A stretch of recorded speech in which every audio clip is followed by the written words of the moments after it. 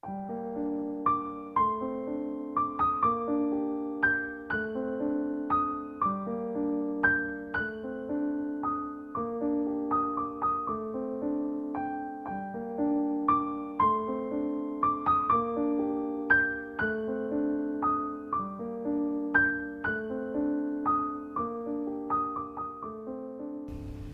ngalan ng Ama, ng Anak at Espiritu Santo. Amen. Tayo ngayon ay nasa ikatatlong linggo ng Kwaresma at inanyayahan tayo ng ating Panginoon na tayo magsisi sa ating mga kasalanan, magbalik loob tayo sa ating Panginoon upang magkaroon tayo ng kaligtasan. Sumayin niyo ang Panginoon. At sumayin rin. Ang pagbasa sa Banal na Ebanghelyo ayon kay Lucas. Luwalhati sa iyo, Panginoon. Nang panahon yun, dumating ang ilan na nagbalita kay Jesus tungkol sa sinapit na mga Galileo na ang dugo ay nihalo ni Pilato sa kanilang manghain. Nagsalita siya ng wika, "Inaakala ba ninyo na mga Galileong yun ay lalong makasalanan kaysa lahat ng mga taga-Galilea sapagkat pinarusahan sila ng gayon? Hindi. Sinasabi ko sa inyo, datapwat kung hindi kayo magsisi, kayong lahat ay mapapahamak sa gayon ding paraan. Katulad yung 18 tao na nadaganan ng tore sa Siloe at namatay. Inaakala ba ninyo na sila'y lalong makasalanan kaysa lahat ng mamamayan ng Jerusalem? Hindi. Sinasabi ko nga sa inyo, datapwat kung kayo ay hindi magsisi, kayong lahat ay mapapahamak sa gayon ding paraan." Nagsabi siya sa kanila ng isa pang talinhaga, "Nagtanim ang isang tao ng punong igos sa kanyang ubasan. Humanap siya ng bunga, ngunit walang natagpuan. Kaya tinigan niya sa nag-aalaga sa ubasan, 3 taon nang napaparito ako at humahanap ng bunga sa punong igos na ito, at wala akong masumpungan. Putulin mo ito. Bakit pababayaan pang makasikip sa lupa?" Subalit sinagot siya, "Pabayaan mo na siya sa taong ito.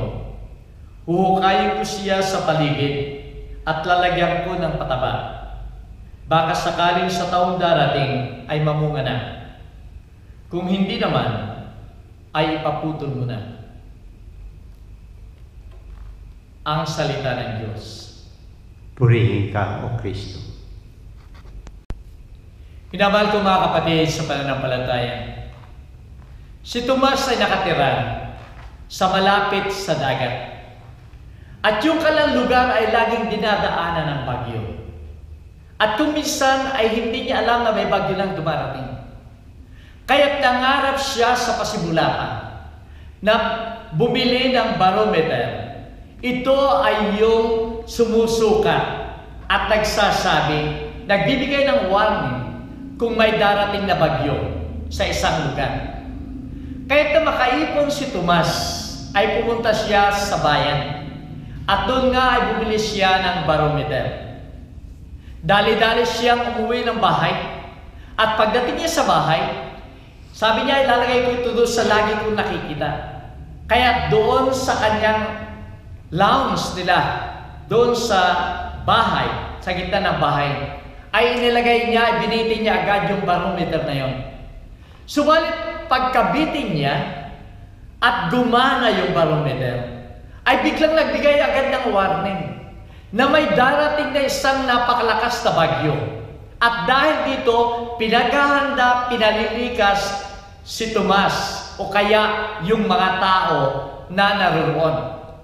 Ang sabi ni Tomas, kalalagay ko lang ito. Bakit ganito? Mali ito, sira ito. Kaya ang ginawa niya kinabukasan, ay pumunta siya bumalik doon sa tindahan sa bayan upang isauli yung barometer na yon. Ang sabi niya, may diferensya yung barometer na yan. Sapagkat kasasabit ko lamang ay nagbigay na agad ng warning sa akin. Sabi nung nagtitinda, okay, papalitan natin. Walang problema yan. Kaya't binigyan niya bagong kahon at darong payong barometer. Bumalik na muli si Tomas sa kanyang bahay. Subalit pagdating niya sa bahay, wala na yung kanyang bahay sapagkat nadaanan na nga ng bagyong napakalakas na sinasabi ng warning na yon noong mga nakaraang araw. Minamahal kong mga kapatid, ang daming warning na tinatanggap tayo. Warning ng Typhoon Yolanda, warning ng Typhoon Ondoy, at iba pang mga bagyong dumarating sa Pilipinas. Ang daming warning, subalit ang dami pa rin mga taong namatay sapagkat hindi nila pinansin o binigyan ng importansya yung mga warning na yon at hindi sila sumunod sa dapat nilang gawin tungo sa kanilang kaligtasan. Sa ating buhay, minamahal ko mga kapatid, may mga warning tayong dumarating. Kahit sa ating relasyon, kung may problema ay may warning. Bago maghiwalay ang mag-asawa, ay ang daming warning tayong napapakinggan at nakikita. Bago lumayas ang isang anak dahil sa problema sa tahanan, ang daming warning, ang daming sinasabi. Kahit sa ating sarili, kung tayo may sakit, may warning tayong nararamdaman. At kung ang lahat ng ito, minamahal ko mga kapatid, ay hindi natin pinapakinggan, katulad ng ginawa ni Tomas, ang ating sakit ay lalala. Ang problema ay lalala. Maring ito ay magdulot sa atin ng masigit na hirap o kaya ay kamatayan sa bandang huli. Minamahal kong mga kapatid, sa banal na Ebanghelyo ay napakaliwanag ang warning na ibinibigay sa atin ng ating Panginoon. Totoo nga na ito'y warning doon sa mga Israelitang nakikinig sa Kanya o kaharap niya ng kapanahonan yon. Subalit ito'y warning para sa ating lahat. Ang una niyang warning ay sinasabi niya, magsisi kayo sa inyong mga kasalanan. Sapagkat kung hindi kayo magsisisi, kayo ay mapapahamak. At inihambing nga niya yung warning na yun. Yung napakahalaga na warning na yun. Doon sa mga Galilea, na hindi nila o ayaw nilang magbago sa kanilang sarili. At lagi silang mainit ang ulo. Kung kaya't ang kanilang dugo ay inihalo ni Pilato sa kanilang mga hayop. Ganon din doon sa 18 na tao sa Siloe na gumagawa ng tore, na sinasabi lang, hindi dapat ninyo gawin yan, sapagkat yan ay masama. Subalit ipinagpatuloy pa rin nila at sila nga ay nadaganan at namatay, napahamak. Ganun ang sinasabi ng ating Panginoon sa mga Israelita sa atin. Kung hindi tayo magsisisi sa ating mga kasalanan, ay tayo mapapahamak. Huwag nating isipin na tayo masigit katulad ng ginagawa ng mga Israelita, na sila ay masigit sa ibang tao dahil sila ay piniling bayan ng Diyos. Kahit sinasabi niya, akala ba ninyo na yung mga Galilea na yan, yung mga namatay sa Siloe ay may masigit na makasalanan kaysa sa inyo? Sapagkat kayo rin na piniling bayan ng Diyos ay nagkasala. Nagkakasala, patuloy na nagkakasala sa ating Panginoon. Nang akala nila sila ay masigit sa lahat ng tao dahil sila nga ay bayan ng Diyos. Sa ikalawang sulat ni San Pablo sa mga taga-Corinto, ay sinasabi niya ang mga Israelita ay piniling bayan ng Diyos. Sila ay inalagaan. Sila ay kinupkup. At sa kanilang pamumuhay ay sila ay pinagtanggol ng ating Panginoon na ang lahat ng kailangan ay binigay sa kanila. Subalit sa kabila ng kabutihan ng ating Panginoon sa kanila, sila pa rin ay patuloy na nagkakasala at minsan ay itinatakwil ang ating Panginoon. Ay kalawang warning ng ating Panginoon sa banal na Ebanghelyo ay sa pamagitan ng isang talinhaga. Talinhaga na sinasabi na may isang tao na nagtanim ng punong igos sa kanyang ubasan.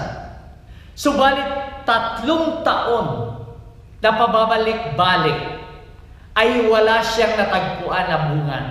Kahit sinasabi niya, putulin ninyo ang mga igos na ito sapagkat nakakasigip lamang sa aking lupa. Ito ay warning sa mga Israelita sa atin na tayo'y binigyan ng biyaya ng ating Panginoon. Tayo ay naging anak ng ating Panginoon sa pamamagitan ng ating binyan. At dahil doon ay nakikiisa tayo sa bayan ng Diyos. At dahil dito lahat ng biyaya ay pinagkakalob sa atin bilang mga anak ng Diyos. Subalit ano ang ginawa natin? Tayo ay patuloy na nagkakasala. Hindi tayo namumunga katulad ng igos na yun. Ang ini-expect sa atin bilang mga binyagan, tayo ay mamunga ng mabubuting gawa, mabubuting relasyon, mabubuting pakikipag-ugnay sa Diyos. Ito ang ini-expect sa atin. At kung hindi nakikita ito sa atin ng ating Panginoon, sasabihin niya na tayo ay dapat putulin sapagkat tayo nakakasigip lamang sa kanyang lupa. Minamahal ko mga kapatid, ano ang dapat nating putulin sa ating sarili upang tayo hindi makasikip sa lupa, upang tayo mamunga? Putulin natin ang ating masamang gawain. Putulin natin yung masama nating ugali. Putulin natin yung masama nating relasyon upang sa ganon, ito ay mamunga ng bungang Kristiyano. Mabubuting gawain, paglingkod, at pagmamahal sa kapwa. Kung makikita natin doon sa huling parte ng gospel, yung nag-aalaga ay nagsabi doon sa tao na may-ari ng lupa, pabayaan mo na ngayon. Siya ay muli kong aalagaan. Huhukayan ko ang paligid. Lalagyan ko ng pataba upang ito ay mamunga. At kung hindi mamumunga sa 1 taon, doon mo na siya putulin. Minamahal ko mga kapatid, ganun ang ginawa ng ating Panginoong Jesucristo sa atin. Siya ang namagitan sa kanyang Ama upang huwag agad tayong putulin, upang huwag agad tayong alisin. Siya ay namagitan at nagdadala ng kaligtasan sa atin. Humingi siya ng chance sa kanyang Ama na tayo ay magbago. Kahit sana minamahal ko mga kapatid, huwag nating sayangin ang chance na yon. Sana bigyan natin ng pansin ang ginagawang tagapagligtas ng ating Panginoong Jesucristo. Sa panahon ito ng Kwaresma, ay tingnan natin ang ating sarili. Tingnan natin ano ang dapat nating baguhin upang mamunga tayo sa ating sarili. Sana sa pamagitan ng ating panalangin, sana sa pamagitan ng ating pakikiisa sa ating Panginoon, sa kanyang panalangin at paghihirap, ay makita natin ang ating sarili. At kung hindi pa natin makita ang ating sarili, dahil inihahambing natin ang ating sarili sa ibang tao, sa kanilang kabutihan, sa kanilang ginagawa, sana minamahal ko mga kapatid, ihambing natin ang ating sarili sa ating Panginoon, sa kanyang kabanalan, sa kanyang kabutihan, sa kanyang pagmamahal, at makikita natin ang dami pa nating dapat baguhin sa ating sarili. At sa pagbabagong ito, sa panahon ng Kwaresma, lumapit tayo sa mga sakramento at pakikiisa sa liturhiya upang sa ganon, tayo ay muling magbago. Tayo ay mamunga sa ating sarili upang sa ganon, ang kaligtasan ibibigay ng ating Panginoon, ang kaligtasan na inaalay niya sa atin ay ating makamtan at tayo ay maging tunay na anak ng Diyos na tayo kaisa niya hanggang sa kanyang kaluwalhatian. Sumayin niyo ang Panginoon. At sumayin niyo rin. Minamahal ko mga kapatid, sikapin natin magbago. Tayong lahat ay may kahinaan. Tayong lahat ay may kasalanan. Ang ating Panginoon ay naghihintay sa atin. At away pagpalain kayo ng makapangyarihang Diyos, Ama, Anak, at Espiritu Santo. Amen. Kumain tayo mamaya.